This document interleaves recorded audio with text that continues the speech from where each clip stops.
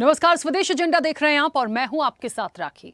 1925 से लेकर 2025 तक राष्ट्रीय स्वयंसेवक संघ यानी आरएसएस का सेवा और राष्ट्रभक्ति का 100 साल का अद्भुत सफर। आरएसएस की शाखाओं में अनुशासन बोया, समाज में सेवा की भावना जगाई और हर भारतीय के मन में राष्ट्रभक्ति की ज्योत जलाई। 27 सितंबर 1925 में विजयदशमी के दिन एक छोटे से बीज के रूप में अपनी यात्रा की शुरुआत की थी डॉक्टर केशव बलिराम हेडगेवार ने। जब इसकी नींव रखी तो शायद ही किसी ने सोचा होगा कि ये संगठन आने वाले समय में भारत की सांस्कृतिक, सामाजिक और राष्ट्रभक्ति की सबसे बड़ी शक्ति बन जाएगा। नागपुर से शुरू हुआ ये आंदोलन आज दुनिया भर में भारत की संस्कृति और राष्ट्रवाद का संदेश पहुंचा रहा है। राष्ट्रवाद और समर्पण की भावना के साथ आज आरएसएस ने देश के हर कोने कोने में अपनी जड़ें मजबूत कर ली हैं। हर वर्ग और हर क्षेत्र में काम कर आरएसएस ने देश के नागरिकों को नई दिशा देने का काम किया है। आरएसएस के 100 सालों का ये सफर केवल संगठन का इतिहास नहीं बल्कि भारत की आत्मा, संस्कार और स्वाभिमान की जीवंत गाथा है। आरएसएस का मूल उद्देश्य सदैव एक ही रहा है, भारत माता की सेवा और राष्ट्र का पुनर्निर्माण। संघ ने राजनीति से ऊपर उठकर समाज की हर समस्या का समाधान अपने स्वयं सेवकों की सेवा भावना से किया है और आज आरएसएस के नीचे कई संगठन देश की सामाजिक, सांस्कृतिक परंपरा को जिंदा रखने के लिए काम कर रहे हैं। इसी मुद्दे पर आज हम विस्तार से चर्चा भी करेंगे। उससे पहले देखिए ये रिपोर्ट।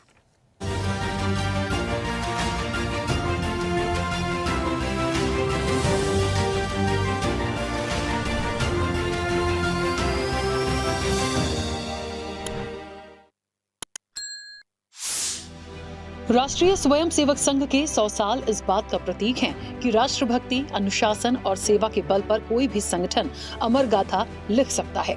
संघ की ये यात्रा हर भारतीय को ये संदेश देती है कि जब हम एकजुट होकर अपने कर्तव्यों को निभाते हैं तभी भारत विश्व गुरु बन सकता है। संघ के शताब्दी समारोह में प्रधानमंत्री मोदी ने भी आरएसएस की तारीफ की। उन्होंने कहा कि आजादी के आंदोलन में डॉक्टर हेडगेवार की सक्रिय भागीदारी से लेकर संघ का बहुत योगदान रहा। इसके बाद भी संघ को कुचलने का प्रयास हुआ। संघ को मुख्य धारा में नहीं आने देने के लिए अनगिनत साजिशें हुई। पीएम ने कहा कि संघ पर चाहे प्रतिबंध लगे लेकिन स्वयं सेवकों ने मन में कटुता को कभी जगह नहीं दी और समाज के अनेक थपेड़े सहते हुए भी संघ विराट वृक्ष की तरह अडिग खड़ा है।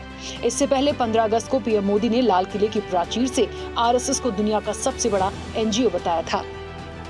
कैसे आजादी के बाद भी संघ को कुचलने का प्रयास हुआ, मुख्य धारा में आने देने का और उसे न आने से रोकने का अनगिनत षड्यंत्र हुए, जिन्हें जेल में इतनी यातनाएं दी गई, जिन पर भांति भांति के अत्याचार हुए, उसके बाद भी परम पूज्य गुरु जी के मन में कोई रोष नहीं था, कोई दुर्भावना नहीं थी।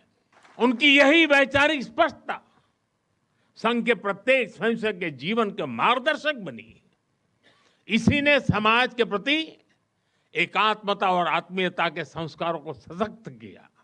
चाहे संघ पर प्रतिबंध लगे, चाहे षड्यंत्र हुए, झूठे मुकदमे हुए, संघ के स्वयंसेवकों ने कभी कटुता को स्थान नहीं दिया।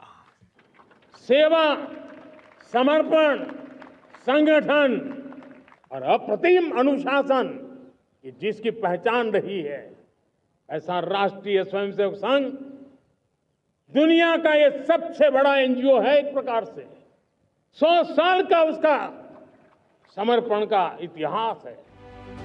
आरएसएस एक सामाजिक सांस्कृतिक संगठन है लेकिन भारतीय राजनीति में उसके असर की चर्चा हमेशा होती रही है। आरएसएस से जुड़े हर मसले पर केंद्र में होता है हिंदुत्व। बदलते दौर के साथ संघ ने भी अपने हिंदुत्व में बदलाव किए हैं और यही उसकी असली ताकत है। संघ अपने सैकड़ों अनुषांगिक संगठनों के जरिए देश और विदेश में व्यक्ति और चरित्र निर्माण के लिए काम कर रहा है।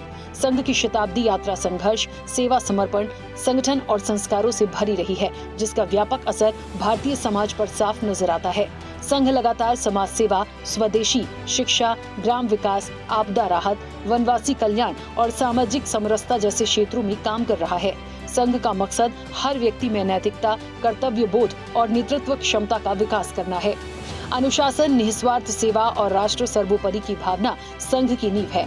राष्ट्र प्रथम के भाव को धरातल पर उतारना आरएसएस का पहला मकसद है, जिससे देश में कई सकारात्मक बदलाव भी देखने को मिल रहे हैं। देश समाज में किसी भी क्षेत्र में विशेष योगदान देने वाले, राष्ट्र के लिए कार्य करने वाले व्यक्ति या संस्था या अभियान, ऐसे जो भी हैं, उनको समाज के तरफ से एक मान्यता, एक गौरव सम्मान मिलना चाहिए। इसलिए समाज के दृष्टि से देने का यह कार्य भारत सरकार करते आई है। तो जो 5 मूल मंत्र उन्होंने दिए हैं, इसी को आत्मसात करके भारत के युवा को आगे बढ़ना है और संघ राष्ट्र प्रथम यानी नेशन फर्स्ट की भावना को चरितार्थ करता है। भारत के एक एक युवा को इससे प्रेरणा लेनी चाहिए। भारत के प्रत्येक व्यक्ति को अब ये स्वीकार है कि राष्ट्रीय स्वयंसेवक संघ ने भारत के गौरव को बढ़ाने के लिए, भारत की संस्कृति को प्रचारित प्रसारित करने के लिए और एक सामान्य व्यक्ति को भारत का एक राजदूत बनाने के लिए जो काम किया है राष्ट्रीय स्वयंसेवक संघ ने, इस यात्रा को हम प्रणाम करते हैं। वहीं पीएम मोदी का आरएसएस की तारीफ करना विपक्ष को रास नहीं आया। उनका कहना है कि देश के लोगों को आरएसएस का इतिहास पता है और पीएम ने संवैधानिक पद पर रहते हुए एक प्रचारक के तौर पर सिक्का और डाक टिकट जारी किया है। आरएसएस के मामले में आरएसएस का इतिहास को देश की जनता को जानना चाहिए कि आजादी की लड़ाई में उसकी कोई भूमिका नहीं रही। जो उन्होंने एक स्टैंप इश्यू किया और एक कॉइन इश्यू किया, ये प्रचारक का काम किया उन्होंने, हमारे देश की प्रधानमंत्री का काम नहीं। वो आरएसएस प्रचारक के रूप में, सब जानते हैं वो आरएसएस प्रचारक रहे हैं। आज उन्होंने आरएसएस की मंच से ये बिल्कुल साबित कर लिया है कि वो पहले प्रचारक हैं और उसके बाद हमारे देश के संविधान के तहत प्रधानमंत्री। ये बहुत अफसोस की बात है।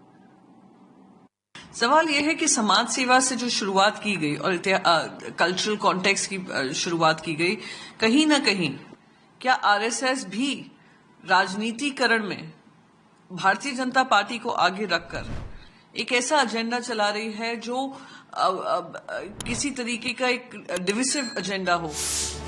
हालांकि आरएसएस के लिए 100 साल का सफर तय करना आसान नहीं रहा। कई बार प्रतिबंध लगने के बाद भी संघ ने अपने रास्ते को मजबूत करता चला गया। संघ पर 1932 और 1940 में आंशिक रूप से प्रतिबंध लगाए गए। ये प्रतिबंध मुख्य रूप से संगठन की कथित सांप्रदायिक गतिविधियों, हिंसा और राष्ट्रीय सुरक्षा से जुड़े मुद्दों पर आधारित थे। लेकिन 1948 में राष्ट्रपिता महात्मा गांधी की हत्या को संघ से जोड़कर देखा गया।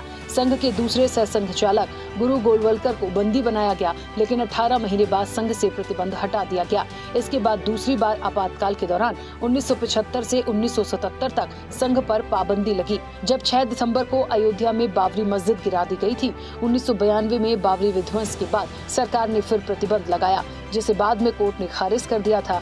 इन सब दमनकारी नीति के बाद भी आरएसएस साफ तौर पर हिंदू समाज को उसके धर्म और संस्कृति के आधार पर शक्तिशाली बनाने की बात करता है। संघ से जुड़े हुए स्वयं सेवकों ने ही पहले जनसंघ के रूप में राजनीतिक दल का गठन किया और उसके बाद बीजेपी के रूप में राजनीतिक पार्टी बनाई। देश की सत्ता पर 2014 से बीजेपी काबिज है। बीजेपी के सत्ता में होने के चलते संघ और कोर एजेंडे को भी अमली जामा पहनाने में कामयाब रहा है। अयोध्या में भव्य राम मंदिर बनकर तैयार हो गया तो जम्मू कश्मीर से धारा 370 खत्म हो गई है। एक देश एक विधान का सपना भी संघ का साकार हो चुका है। संघ का कोर एजेंडा समान नागरिक संहिता का है, जिसे अमली जामा पहनाने का काम भी बीजेपी ने शुरू कर दिया है। अब जब आरएसएस अपनी स्थापना के 100 साल पूरे कर चुका है, तो शताब्दी वर्ष के दौरान 2 अक्टूबर 2025 से 20 अक्टूबर 2026 तक आरएसएस गृह संपर्क अभियान में देश भर के नागरिकों तक अपनी विचारधारा और कामों को पहुंचाएगा। देश भर में 1 लाख से ज्यादा जगहों पर हिंदू सम्मेलन और वार्ड सर्कल स्तर पर समाज सम्मेलन होंगे। जनसंपर्क अभियान के तहत देश के सभी 6,35,000 गांव तक पहुंचने का लक्ष्य है। कुल मिलाकर आरएसएस ने हर भारतीय को एहसास कराया कि हम सब भारत माँ की संतान हैं और उसकी सेवा ही हमारा धर्म है। चैनल हेड आरपी श्रीवास्तव के साथ महेश नौटियाल की रिपोर्ट।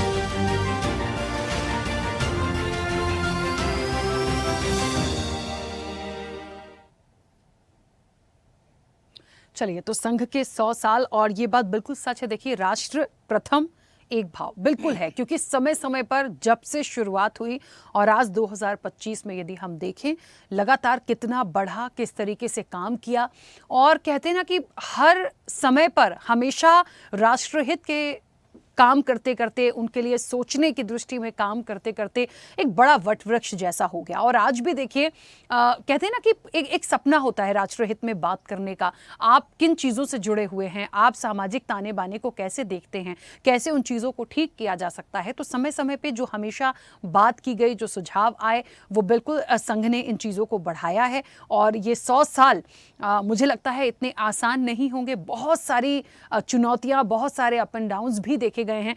आज संघ के इन्हीं 100 सालों पर हम विस्तार से चर्चा करेंगे। हमारे साथ मेहमान जुड़े हैं। सबसे पहले आपका परिचय करा दें। भारतीय जनता पार्टी का पक्ष रखेंगे गौरव मिश्रा। गौरव जी, बहुत स्वागत चर्चा में जुड़ने के लिए। कांग्रेस का पक्ष रखेंगे रुपेश दुबे। रुपेश जी, आपका भी बहुत स्वागत है। आरएसएस विचारक हैं दिनेश उपाध्याय। दिनेश जी, आपका भी बहुत स्वागत है। वरिष्ठ पत्रकार हैं डॉक्टर कुमार राकेश। कुमार राकेश जी, आपका भी बहुत स्वागत है। एक और वरिष्ठ पत्रकार हैं हमारे साथ रमेश शर्मा। रमेश जी, आपका भी बहुत स्वागत है। एक और वरिष्ठ पत्रकार हैं डॉक्टर मयंक चतुर्वेदी। मयंक जी, आपका भी बहुत स्वागत है। और स्वदेश न्यूज के channel head RP Srivastava ji हमारे साथ जुड़े हैं। आरपी श्रीवास्तव जी, आपका भी बहुत स्वागत है। मैं चर्चा की शुरुआत सबसे पहले दिनेश जी आपसे करूंगी। मुझे सुन पा रहे हैं? राखी जी। हाँ दिनेश जी, देखिए, संघ कब से शुरुआत हुई, कैसे एक वटवृक्ष बना, इतना लंबा सफर, यानी 100 साल ये कम नहीं होते, और लगातार काम करते करते हर जगह स्टैब्लिश हो जाना, राष्ट्रहित के लिए यदि राष्ट्र प्रथम है और उसे एक भाव को लेकर चलना, कितनी चुनौतियां आई और कैसे कर पाए? क्योंकि बेहतर आप इस पर बोलेंगे, कैसे ये 100 साल निकले? दरअसल राखी जी, इस राष्ट्र के लोग बहुत अच्छे हैं और बड़ा कार्य किया है देश के लोगों ने। संघ के जो स्वयंसेवक हैं वो भारत के नागरिक हैं, सभी भारत के लोग हैं, भाई बहने, मित्र, परिवार, सभी लोगों ने ये कार्य किया है। संघ तो एक संगठन कह सकते हैं, लेकिन लोग तो देश के हैं। इन लोगों ने 100 वर्षों तक इतनी कड़ी तपस्या और मेहनत की। इनको नमन और प्रणाम भारत की जनता को, जिन लोगों ने संघ के साथ या संघ का विचार राष्ट्र के अंदर 100 वर्षों की कठिन तपस्या के साथ अपना पहुंचाए, चाहे वो सामाजिक सद्भाव का विषय रहा, सामाजिक समरसता का विषय रहा, स्वयं का बोध रहा, पर्यावरण संरक्षण रहा, स्वास्थ्य का रहा, समाज सेवा का रहा, चिकित्सा का रहा, आरोग्य के बारे में काफी कार्य किए। और संघ शताब्दी वर्ष है इस वर्ष का, और भारत के काफी लोग, माताएं बहनें इसमें लगी हुई हैं। संघ एक विचार है। विचार भी किस प्रकार का? उस दौरान जब 100 वर्ष पूर्व डॉक्टर साहब ने इसका के विचार दिया, उस दौरान क्या स्थिति थी देश की, उन्होंने उस हिसाब से कार्य किया। उसके बाद व्यवस्थाएं बदलती रही, कार्य नए नए आते रहे। जैसा अभी कुछ वर्षों से हमने सामाजिक सद्भाव और सामाजिक समरसता का एक विषय लेकर के आए हैं, कुटुंब प्रबोधन का, परिवार प्रबोधन का विषय लेकर के आए हैं। क्यों लेकर के आए हैं? ताकि परिवारों के अंदर जो हमारे रिश्ते थे उनके मर्यादाओं के अंदर टूटन आने लगे। और टूटन किस प्रकार की रही है? भाई का रिश्ता, बहन का रिश्ता, ताऊ का रिश्ता, ताई का रिश्ता, चाचे का, चाची का, समधी का, समधन का, पुत्र का, पुत्री का, इन रिश्तों के अंदर कहीं न कहीं समाज के अंदर एक अलग तरह की बातें देखने में आई है। एकाकी का परिवार हुआ है।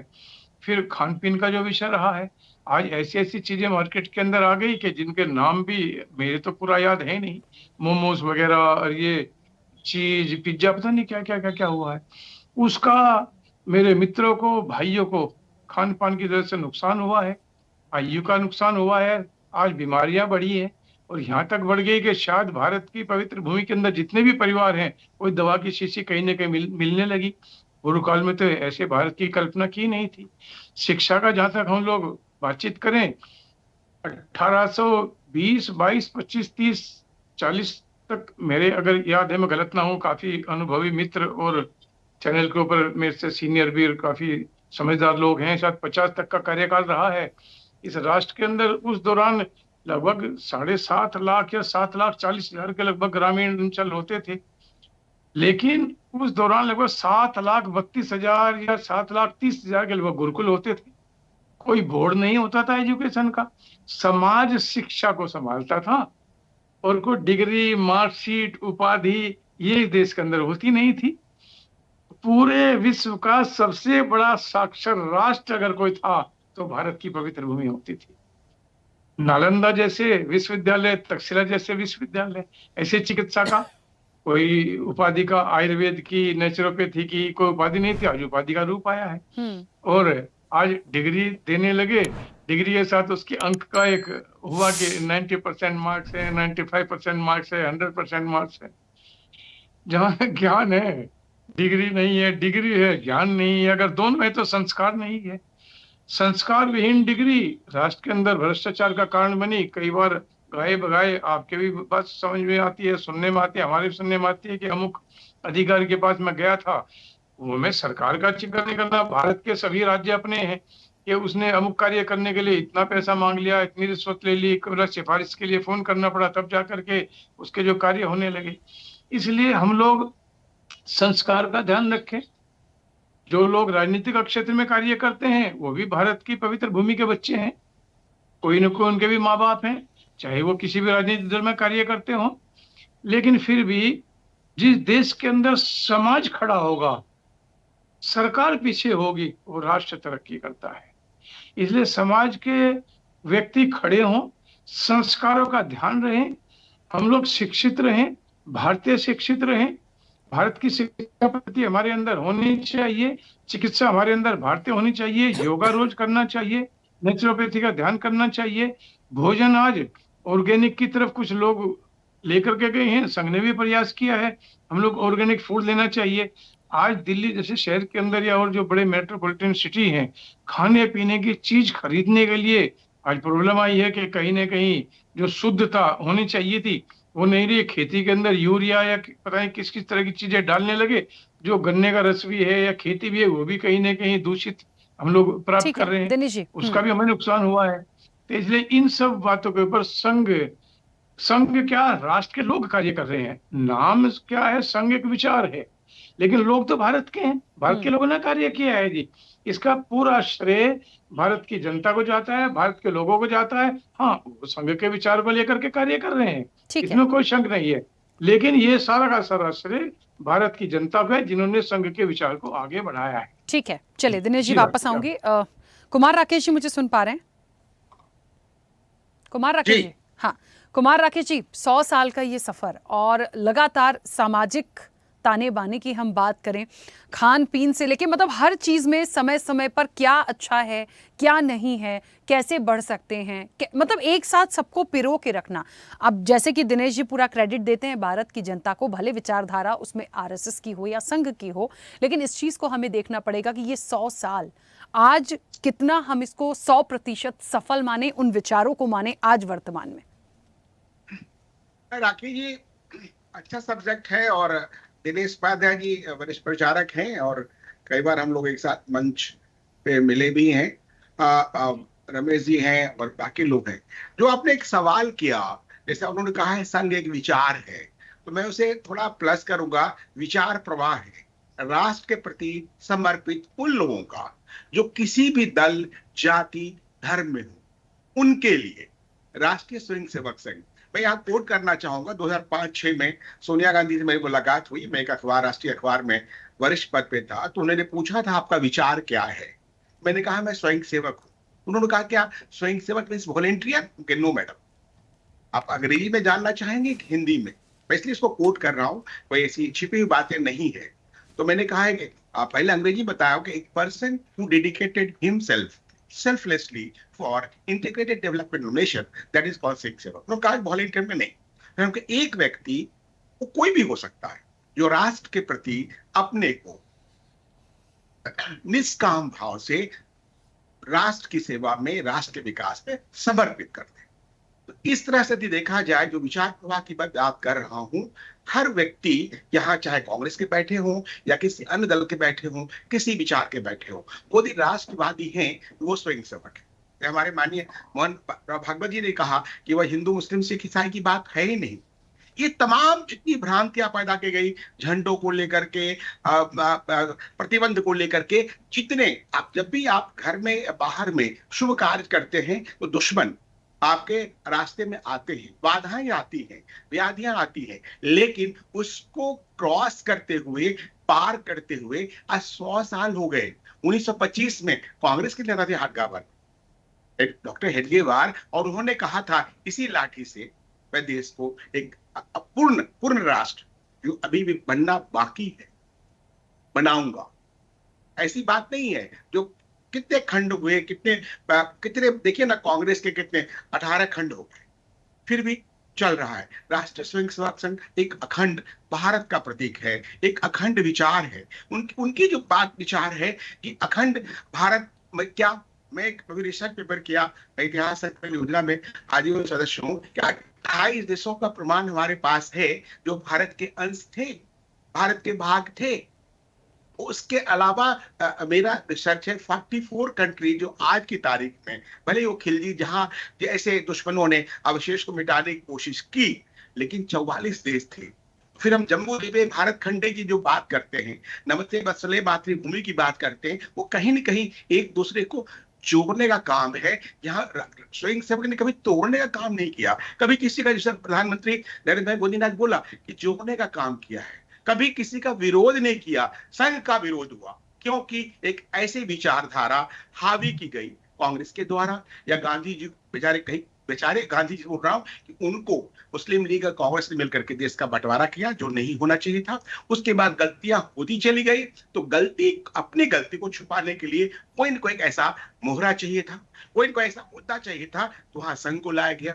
फिर जनसंघ आए, फिर भारतीय जनता पार्टी आए। 1980 आज 2025 45 वर्ष, 2 सीट्स से लेकर के 308 तक, ये जो प्रगति है उस विचारधारा के कड़ियों का, श्रृंखलाओं का, ये बताती है कि भारत क्या चाहता है, ये बताता है कि भारत किस दिशा में जाना चाहता है, ये बताता है कि भारत जो है कि समरसतावाद, सांस्कृतिक राष्ट्रवाद के एक सूत्र में बंधने के लिए तैयार है और आगे भी रहेगा। यही बताता है सबका साथ सबका विकास की बात। ये सारी जो बात है, जो संघ की आपने कहा कि संघ विचार प्रवाह है। और एक चीज और बता दूं, बहुत मैं तथ्यात्मक बात कर रहा हूं कि एक और प्रोपोगेट किया गया था कांग्रेस के जमाने से कि नाथुराम गोडसे संघ के थे, उन्होंने गांधी को गोली मारी। मैं डॉक्यूमेंटेड बात कर रहा हूं कि जब वो पुलिस रिपोर्ट आई है और जो तमाम जो रिपोर्ट्स हैं आप भी देखेंगे तो पता चला कि गांधी जो मरे थे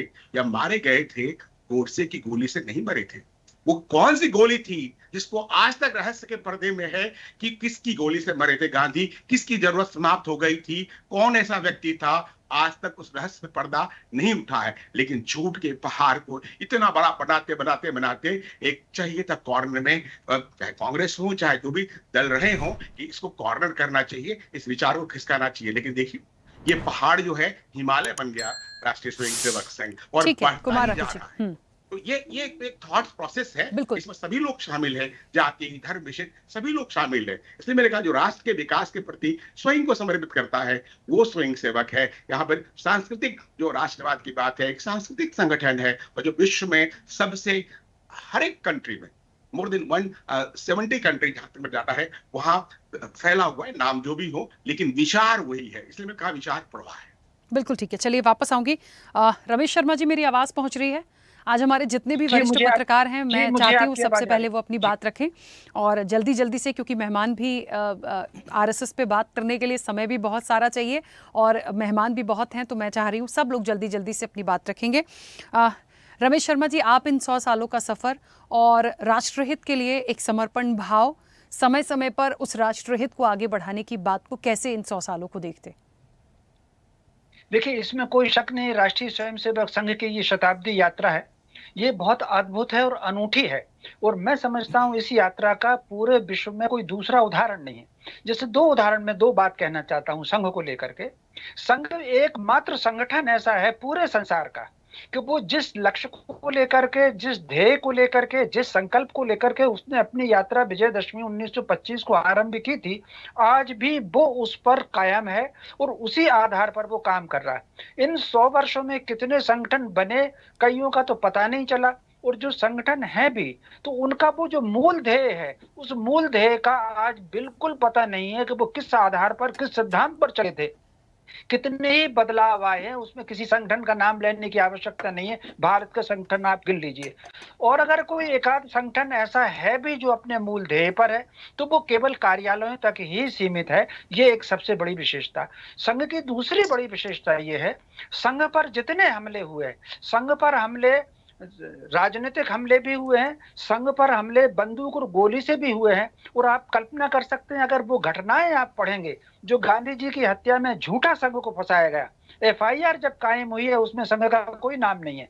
जब फरवरी में बैठक हुई है कैबिनेट की बैठक में, तब किसी ने कहा, और संघ को उसमें जब झूठा फंसा करके जो संघ के प्रचारकों पर, संघ के स्वयंसेवकों पर अत्याचार हुए हैं, घरों में घुस करके घरों में आग लगाई गई है, उबलते हुए पानी में स्वयंसेवकों को मारा गया है, उसके बाद भी संघ में किसी प्रकार का विचलन नहीं आया।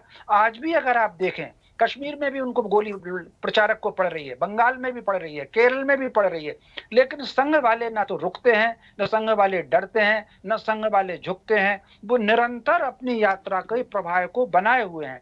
संघ के बारे में एक दूसरी विशेषता और जल्दी जल्दी कहकर खत्म करना चाहता हूं। भारत की सरकारों को जब भी संघ की जरूरत पड़ी, प्रधानमंत्रियों ने संघ से अप्रोच की है। उदाहरण देना चाहता हूं, 1962 के युद्ध में नेहरू जी ने, पंडित जवाहरलाल नेहरू जी ने गुरु जी से बातचीत की, स्वयं सेवकों ने कितना काम संभाला। और उसका 1963 की जो गणतंत्र की परेड थी, उसमें फिर संघ के स्वयंसेवकों को सम्मान किया। जब भारत पाकिस्तान का युद्ध होने वाला था, इंदिरा जी ने स्वयं विशेष विमान से अटल जी को भेजा नागपुर, जो गुरुजी से जाकर के मिले। और कुल मिलाकर के तो जब भी सरकारों को जरूरत पड़ती है, वो संघ से अप्रोच करते हैं। कहीं दुर्घटना होती है, कहीं पहाड़ गिरता है, रेल दुर्घटना होती है, संघ के स्वयंसेवक सबसे पहले पहुंचने वाले हैं। संघ के स्वयंसेवकों के मन में, जहां तक मैंने उनका वर्किंग देखा है, किसी प्रकार का कोई भेद नहीं है। संघ एक विचार की यात्रा है, बिल्कुल सही कुमार राकेश जी ने कहा, वो विचार का एक प्रवाह है। और वो प्रवाह है जो भारतीय मूल का प्रभाव है, जिसमें संपूर्ण वसुंधरा को एक कुटुंब में माना। वसुंधरा के कुटुंब में केवल मनुष्य भर नहीं है, चींटी से लेकर हाथी तक सारे प्राणी हैं। इसलिए पर्यावरण संरक्षण इस बार संघ के जो पंच परिवर्तन में उन्होंने शामिल किया हुआ है, तो वो उनके परिवार का एक हिस्सा रहा है। उसमें एक और बात कहना चाहूंगा, जहां तक मैं समझता हूं, वो परिस्थिति देखिए, जिस परिस्थिति में डॉक्टर हेडगेवार डॉक्टर जी जो है स्वतंत्रता संग्राम सेनानी थे, असहयोग आंदोलन में वो जेल गए, जो प्रताड़ना हुई वो सब जानते हैं, जो प्रताड़ना हुई।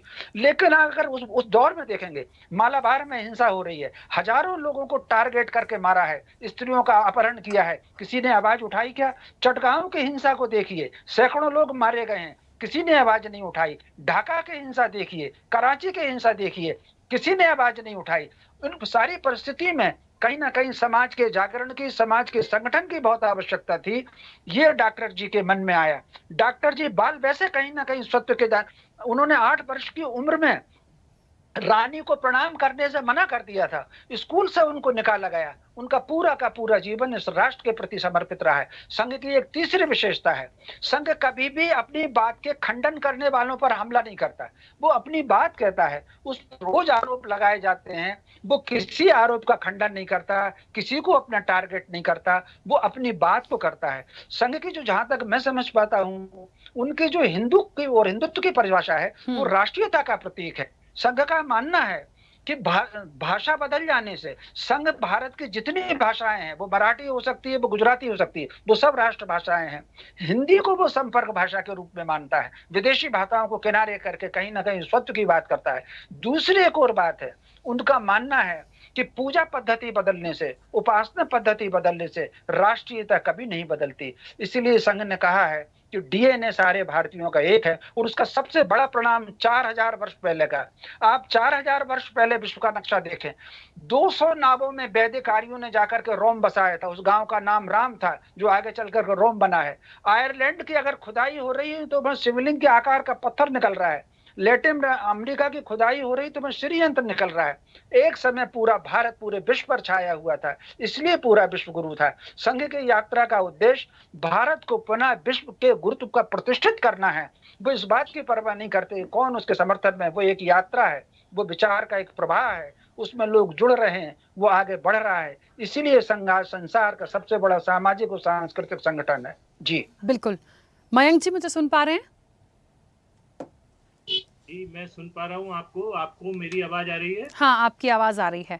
मयंक जी, क्योंकि देश को सामाजिक तौर पे और हर क्षेत्र में, हर स्तर पर एक विचार के साथ और अपने सुझाव के साथ आज यहाँ तक पहुँचाना और एक बार विश्व गुरु बनने की जो बात है, जो एक संदेश है, ये तो है ही। ये भी देखना पड़ेगा कि आम लोगों के जीवन में जो आज पीएम मोदी ने भी कहा कि संघ ने छुआछूत को लेकर इन सारी जो बुराइयां हैं, इन सब चीज़ों के लिए भी अपनी बात रखी है। तो बहुत सारे, मुझे ऐसा लगता है, ऐसा कोई क्षेत्र या ऐसी कोई जगह नहीं बची जहां पर हम कह दें कि संघ नहीं पहुंचा या संघ ने काम नहीं किया।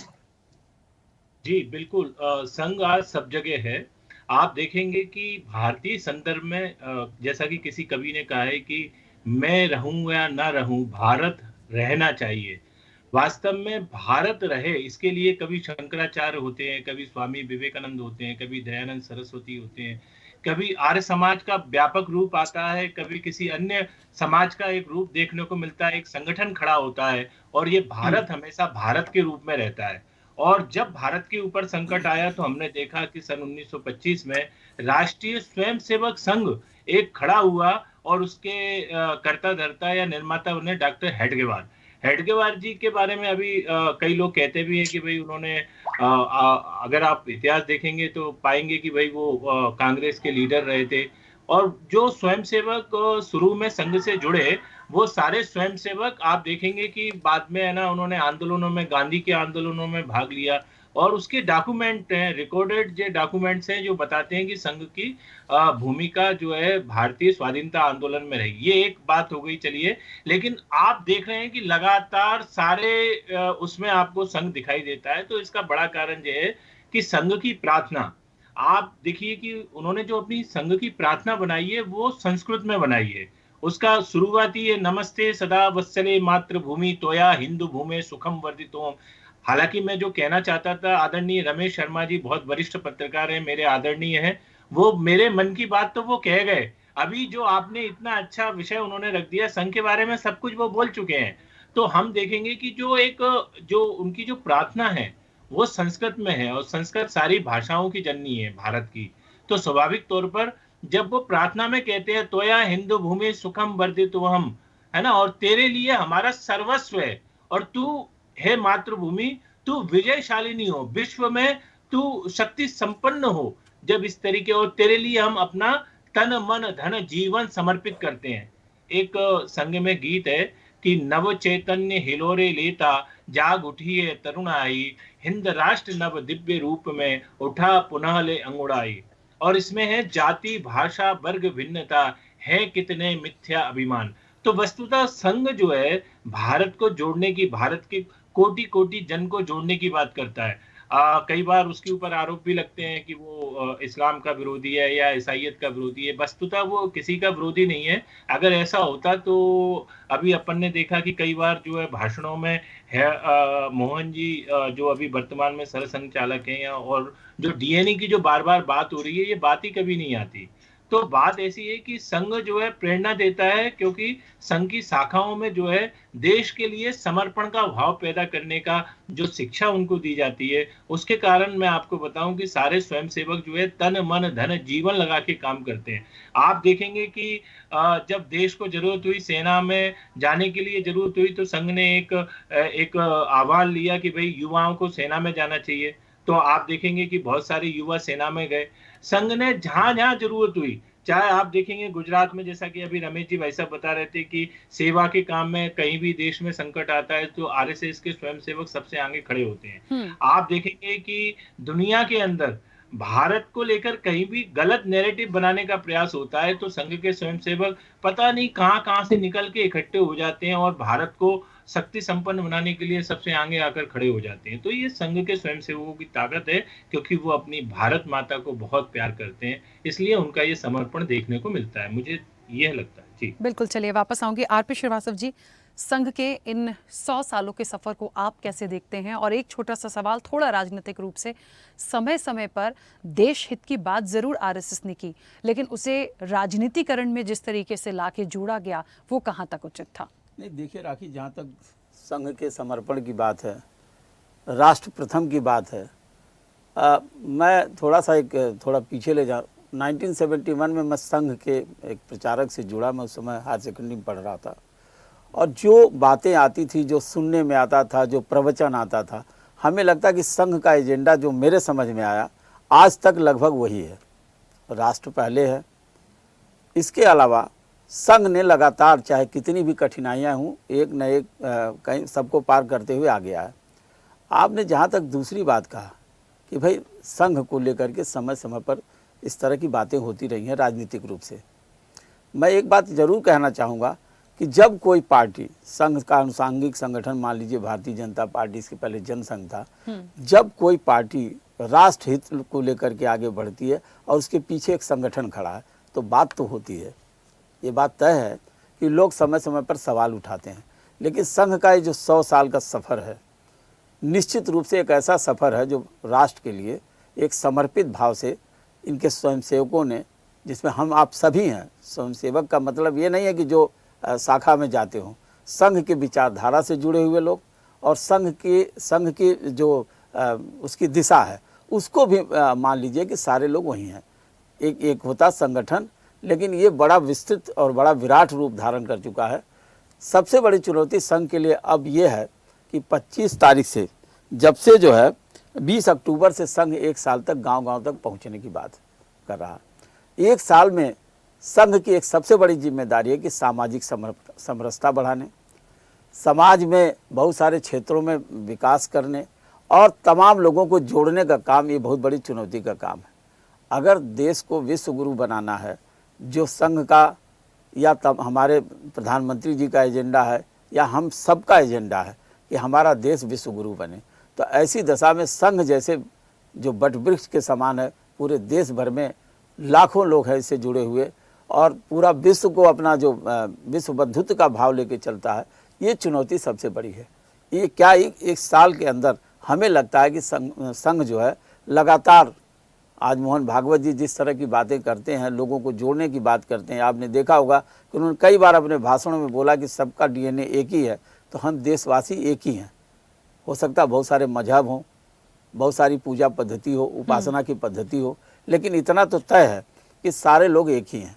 तो अगर इस एजेंडे को आगे बढ़ाने का प्रयास जिस तरह से संघ कर रहा है, जिसमें चाहे शिक्षा के क्षेत्र में, चिकित्सा के क्षेत्र में हो, आप समझिए पर्यावरण के क्षेत्र में, तमाम चीज़ें, बहुत सारे लगभग 36 संगठन हैं, हमको लगता है संघ के अंदर काम करते हैं, और सारे अपनी अपनी भूमिका निभा रहे हैं। तो इन सारी चीज़ों को अगर इकट्ठा करके देखा जाए और देश के समग्र विकास की दृष्टि से देखा जाए, तो हमें लगता है कि संघ की अब जो भूमिका है वो पहले 100 साल के सफ़र में जितनी कठिनाइयों से गुजरी है, उससे ज़्यादा बड़ी चुनौती आज की है। राखी, बिल्कुल, चलिए, और ये बात बिल्कुल सच है। देखिए, एक लंबा सफ़र, और आज बात ही इसलिए हो रही है क्योंकि इन 100 सालों को देखना, समझना, राष्ट्र प्रथम की यदि बात की गई है, उस एक भाव को समझना बहुत ज़रूरी है। गौरव जी, मेरी आवाज़ पहुंच रही है? की आवाज़ आ रही है? हाँ गौरव जी, राजनीतिक रूप से पूछना तो नहीं चाहती, लेकिन बहुत कुछ आया समय समय पर, बहुत ऐसी बातें भी आई जो नहीं आनी थी पर आई हैं। हमने लोकसभा इलेक्शन के दौरान भी सुनी, देखी, लेकिन क्योंकि हम इन 100 सालों के सफ़र पे हैं, तो मैं चाहती हूँ हम उसी पर बात करें। और जो देश हित की बात करता है, वो सुझाव देता है, या उनके सुझाव लेने की कभी ज़रूरत भी पड़ जाए राजनीतिक दलों को, कोई भी दल हो, तो मुझे नहीं लगता कि उस पर कोई ऐसी टिप्पणी होनी चाहिए। लेकिन फिर भी जो बार बार एक बात आती है भारतीय जनता पार्टी को लेकर, इन 100 सालों में समय समय पर बहुत सारे अप एंड डाउन्स देखने के बाद आरएसएस के बारे में आप क्या कहेंगे? आरती जी, देखिए राखी जी, इस डिबेट में आज बहुत ही अत्यंत महनीय विचारक बैठे हैं और संघ के 100 वर्ष पर अपने अपने अनुभवों को बांट रहे हैं। मुझे लगता है, देखिए, जिस समय संघ बना, जिस समय इसकी रचना हुई 1925 में, उसके पहले से, बल्कि हम ये कहें कि उसके 50 वर्ष से भी पहले से तुष्टीकरण की राजनीति अंग्रेजों ने शुरू कर दी थी। और जो मूल राष्ट्रवादी लोग थे इस देश की, जिनकी आत्मा इस देश की संस्कृति में बसती थी, वो कहीं ना कहीं सप्रेष्ट थे। यही वजह है कि महामना पंडित मदन मोहन मालवीय जी ने 1925 के पहले ही काशी हिंदू विश्वविद्यालय का निर्माण किया, उसकी स्थापना की, और उसी परंपरा को आगे बढ़ाते हुए संघ आज जिस रूप में हम उसको देख रहे हैं, यदि उसको हम संघ की ही भाषा में कहें, सृष्टि से समष्टि तक की एक विराट आध्यात्मिक स्वरूप संघ का हमें दिखाई देता है तो ये अतिशयोक्ति नहीं होगी, बल्कि विश्व निर्माण की अगर प्रयोगशाला हम इसे कहें, सिर्फ एक राष्ट्र तक सीमित करके संघ को देखना मुझे लगता है कमतर आंकना होगा संघ को, क्योंकि संघ की जो मूल विचारधारा है वो संसार के, विश्व के, ब्रह्मांड के सभी विषयों के साथ सिर्फ संतुलन मात्र की नहीं है, बल्कि उसके साथ स्वतंत्रता मात्र की है। सभी स्वतंत्र रहें, जिए और जीने दें के नीति पर आधारित है। यही वजह है कि वो विचारधाराएं जो शक्तियों को केंद्रित करना चाहती थी, जो प्रकृति को भोग का माध्यम मानती रही, उनके विरुद्ध हमेशा संघ एक शत्रु के रूप में दिखाई दिया। और यही वजह है कि संघ को समय समय पर उनके द्वारा आक्रमण भी झेलना पड़ा। लाखों कार्यकर्ताओं ने संघ के बलिदान दिए इसी भारत की भूमि पर, चाहे वो गांधी वध के बाद की घटनाएं हुई हो या फिर 1975 में जब प्रतिबंध लगाया गया, तमाम संघ के कार्यालय तोड़ दिए गए, लाखों संघ के कार्यकर्ताओं को जेलों में ठूंस दिया गया, बेरहमी के साथ उनके साथ व्यवहार किया गया। 1992 की घटना आप देख लीजिए, उस समय संघ के ऊपर प्रतिबंध लगाया गया, लेकिन हर प्रतिबंध के बाद संघ ने अपने उस पवित्र स्वरूप को जनता के बीच में और समाज के बीच में न सिर्फ स्थापित किया, बल्कि अपनी विश्वसनीयता को, अपनी कार्यशैली को, अपनी कार्यक्षमता को और विराटता दी और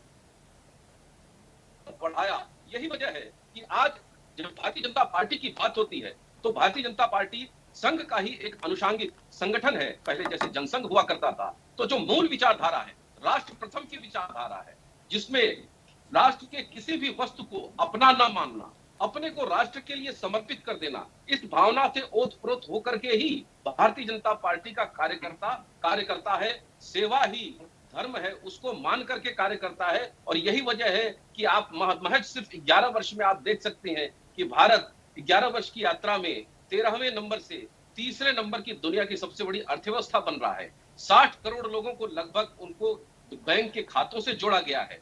ना जाने कितने लोगों को भारतीय जनता पार्टी के द्वारा चल रही सरकारों ने, चाहे राज्यों में 14 राज्यों में और कुल 21 राज्यों में हम शासन में है, या तो एनडीए की सरकार है या भारतीय जनता पार्टी की सीधे तौर पर सरकार है। यह स्वीकार्यता के कारण ही संभव हो सका। और इसकी आत्मा अगर कहीं बसती है तो उस संघ की तपस्या में बसती है, संघ के कार्यकर्ताओं में बसती है, संघ के बलिदान में बसती है, जिसमें सिर्फ और सिर्फ स्वीकार्यता का भाव है, जिसमें शत्रुता का भाव नहीं है, जिसमें बदला लेने की भावना का भाव नहीं है। बलिदान देते गए लेकिन चलते गए। और यही वजह है कि एक दिन निश्चित रूप से, सही कहा अभी श्रीवास्तव साहब ने, कि अब जो यात्रा है वो और कठिन है और चुनौतीपूर्ण है, क्योंकि अब जो हमारी चुनौती है वो वैश्विक ताकतों के साथ है। और मुझे पूर्ण विश्वास है कि संघ अपनी सत्यता और पवित्रता के कारण इन वैश्विक शक्तियों से भी निकल पाएगा। इसीलिए पंच परिवर्तन का जो एक लक्ष्य दिया गया है और संघ उसको लेकर के समाज के अंतिम व्यक्ति तक जाएगा, वो अंत्योदय जब सशक्त होगा हमारा, तो निश्चित रूप से हम उन चुनौतियों से भी, उस पर भी विजय प्राप्त करेंगे। और संघ की मूल विचारधारा ऐसा नहीं कि 1925 में ही जन्म ले लेती है।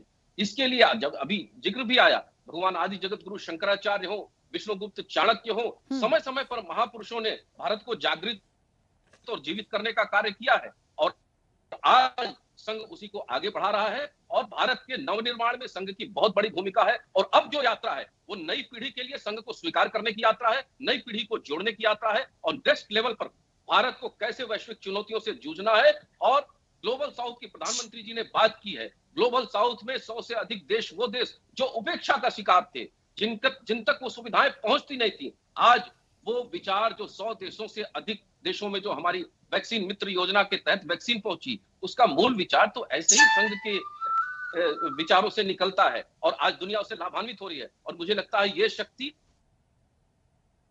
इटर्नल है, आंतरिक है, और ये निश्चित रूप से भारत को विश्व गुरु के स्थान पर बैठाएगी, साथ सहजता के साथ, स्वीकार्यता के साथ, बंधुत्व भाव के साथ और समरसता के साथ। और वही हम दुनिया की उन आतताई और आतंकी शक्तियों से भी विजय प्राप्त करने में सक्षम होंगे। जैसे 25 मिनट में पाकिस्तान जैसे देश के परखच्चे उड़ा दिए हमारी सेना ने, वो शौर्य और वो पराक्रम भी भारत की सेना के पास, भारत के लोगों के पास सृजन होगा, ऐसा मेरा पूर्ण विश्वास है। रहती बिल्कुल ठीक है। रुपेश जी, मुझे सुन पा रहे हैं?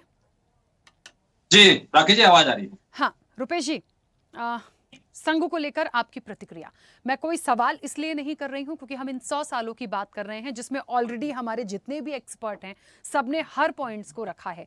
क्योंकि कांग्रेस हमेशा, चाहे नाथूराम गोडसे की बात हो, चाहे संघ की बात हो, हमेशा सवाल उठे हैं। तो इन 100 सालों को क्या सिर्फ एक विपक्ष में होने के नाते देखते हैं, या वाकई जो सामाजिक ताना बाना बुनने की कोशिश की गई है इन 100 सालों में आरएसएस की तरफ से, उसको भी आप सकारात्मक रूप से लेते हैं? राखी जी नमस्कार, सभी पैनलिस्टों को मेरा सादर नमस्कार। देखिए राखी जी, आज हम आरएसएस के 100 साल पूरे होने पर बैठे हैं, बात कर रहे हैं। निश्चित रूप से आरएसएस की जो विचारधारा है वो यह स्पष्ट रूप से प्रदर्शित करता है कि भारत के संविधान में जिस प्रकार से विविधता है और धर्मनिरपेक्ष मूल्य है, उनको क्या संघ की विचारधारा जो एक हिंदुत्व के मुद्दे पर बात करती है। देखिए, मैं किसी धर्म विशेष की बात नहीं करूंगा, लेकिन भारत देश एक धर्मनिरपेक्ष राज्य देश रहा है। यहाँ सभी धर्मों को हमारे संविधान में बराबर के अधिकार मिले हुए हैं। इस स्थिति में जो आरएसएस की विचारधारा है और जिस प्रकार से एक ऐसा संगठन आरएसएस जो पारदर्शिता से बाहर रहकर संगठन ये सत्ता को प्रभावित करे, क्या यह लोकतंत्र के लिए उचित है? बार बार, और जिस प्रकार से यह एक राजनीतिक दल भी नहीं है और इस संस्था का पंजीयन भी नहीं है, रजिस्टर्ड भी नहीं है, और सबसे दुर्भाग्यजनक बात मैं ये कह सकता हूं कि जिस आरएसएस के संगठन में महिलाओं को समान का अधिकार नहीं है, महिलाओं को बराबर की अधिकारिता नहीं मिली है। मैं विरोधात्मक रूप से नहीं कह रहा हूं, लेकिन चूंकि हम देश के विकास में जिस प्रकार से महिलाओं की भागीदारी की बात करते हैं, 100 साल में भी आरएसएस ने महिलाओं की भागीदारी बराबर सुनिश्चित नहीं कर सकी है। इसलिए प्रश्न लगातार उठ रहे हैं।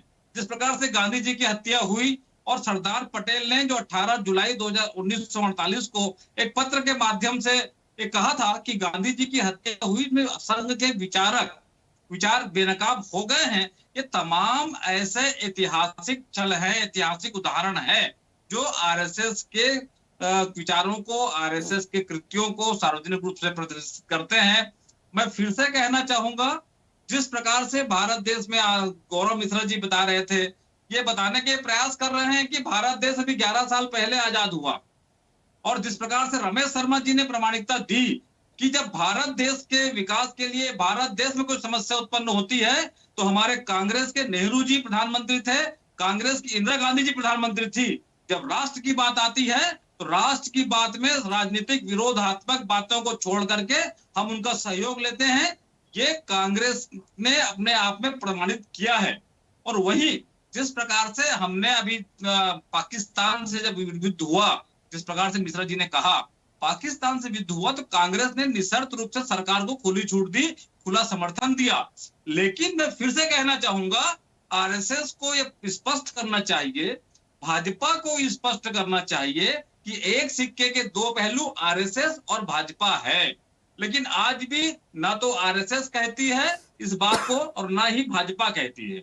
ऐसी स्थिति में निश्चित रूप से इनका 100 साल का इतिहास रहा है, गौरवपूर्ण इतिहास अपने आप को मान रहे हैं, वो अपने गौरवपूर्ण इतिहास पर है। लेकिन जिस प्रकार से भारत का विकास किस प्रकार से हो, ये हम सबको राजनीति से परे होकर के सोचना चाहिए।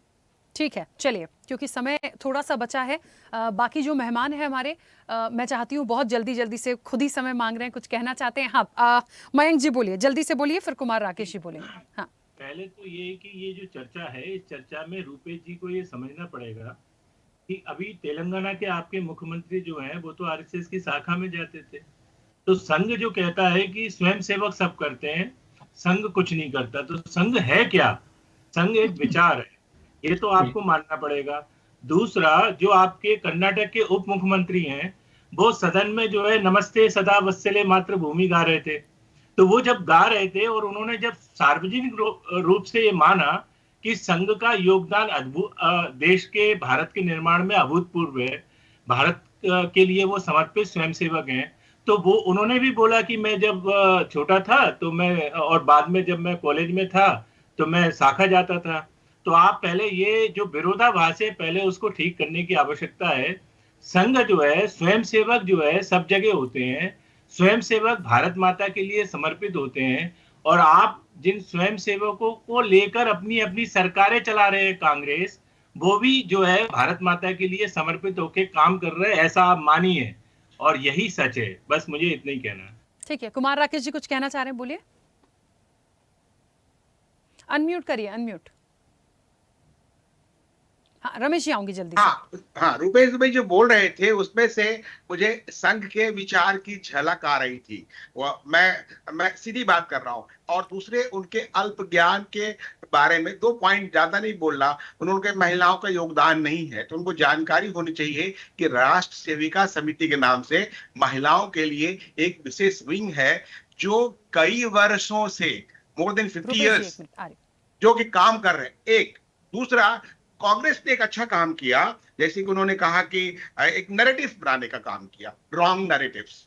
ठीक है, रॉन्ग नैरेटिव्स को रॉन्ग बनाते बनाते रॉन्ग नैरेटिव्स का पहाड़ बना करके उसको सिद्ध करने की कोशिश की, चाहे वीर सावरकर को लेकर को हो, चाहे संघ को लेकर हो, या उन विचारों को लेकर हो। तीसरी बात, बहुत बहुत बड़ी अच्छी बात उन्होंने कही, और एक सेकुलर की बात कही। उनको मालूम होना चाहिए, और जानकार विद्वान व्यक्ति है रुपेश दुबे, कि जब 1950 में संविधान पास हुआ, भारतीय संविधान, उसमें सेकुलर शब्द नहीं था। 1975 में पूर्व प्रधानमंत्री इंदिरा गांधी ने उसमें सेकुलर शब्द जोड़ करके देश के मूल भावना पे, सांस्कृतिक राष्ट्रवाद की भावना पे प्रहार किया। उसके बाद आपातकाल के जमाने में जहां विपक्ष था ही नहीं हाउस में, ये सब फैक्ट्स को कब तक छुपाएंगे, कब तक लोगों को भ्रमित करेंगे? तो जो जैसे भ्रमजाल छूटता जा रहा है और बाकी चीजें दिखती जा रही हैं, संघ वो पहाड़ है, वो हिमालय है, जो जितना प्रहार करेंगे उनका ही सर फूटेगा, उसका कुछ नहीं बिगड़ेगा। कुमार तो राकेश जी, विचार क्योंकि प्रवाह समय की सीमा है, ऐसा सागर है, हाँ, रमेश जी, विचारों का समावेश। रमेश जी कुछ कहना चाह रहे थे, बोलिए।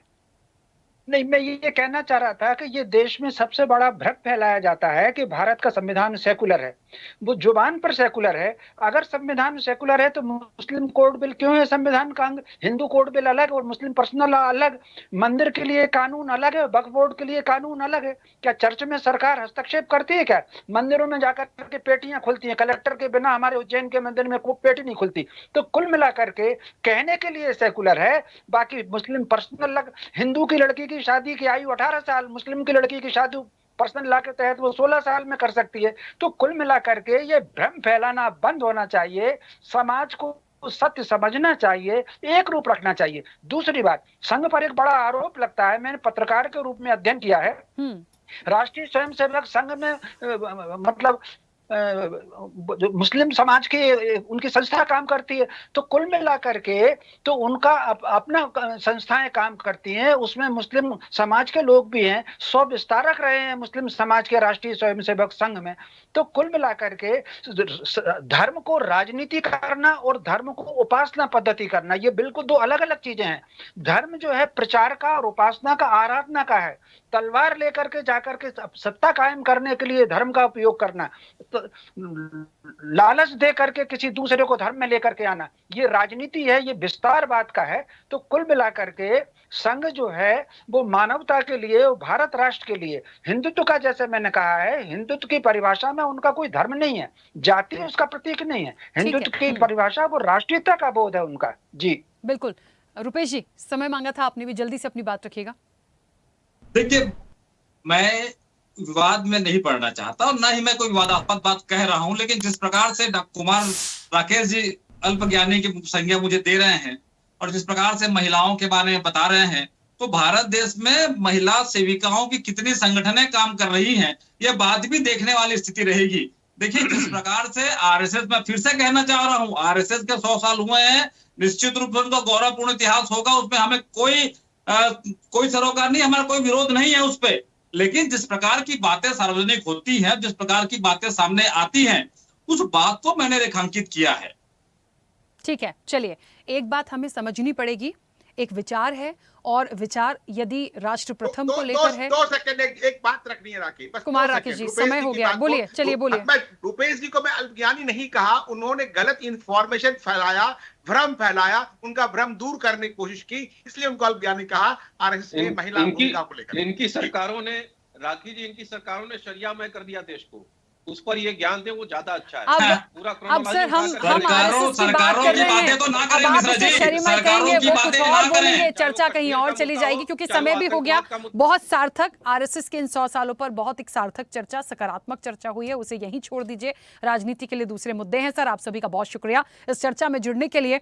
देखिए, संघ के 100 साल, राष्ट्र प्रथम, एकमात्र भाव, बिल्कुल, क्योंकि शुरू से आप अभी तक इन 100 सालों को देखिए, राष्ट्रहित के लिए बात की गई है, एक विचार है, हमेशा हर सामाजिक ताने बाने को सामने रखने की कोशिश है, और एक विश्वगुरु बनाने का जो संदेश है वो सबसे बड़ा है। तो वो क्यों है, उसके पीछे के भाव को समझना पड़ेगा। राजनीति से इतर इन 100 सालों को यदि समझा जाए तो ये बात सच है कि राष्ट्रहित के लिए, देशहित के लिए जो कहा गया है उसमें एक महत्वपूर्ण भूमिका आरएसएस ने निभाई है। फिलहाल चर्चा में इतना ही। बने रहिए स्वदेश न्यूज के साथ। सबसे पहले देश। ऐसे ही वीडियोस के लिए लाइक करें, शेयर करें, फॉलो करें। YouTube पर जाकर सब्सक्राइब कर बेल आइकन दबाना ना भूलें और ताजा अपडेट्स के लिए स्वदेशलाइव.com पर जरूर जाएं।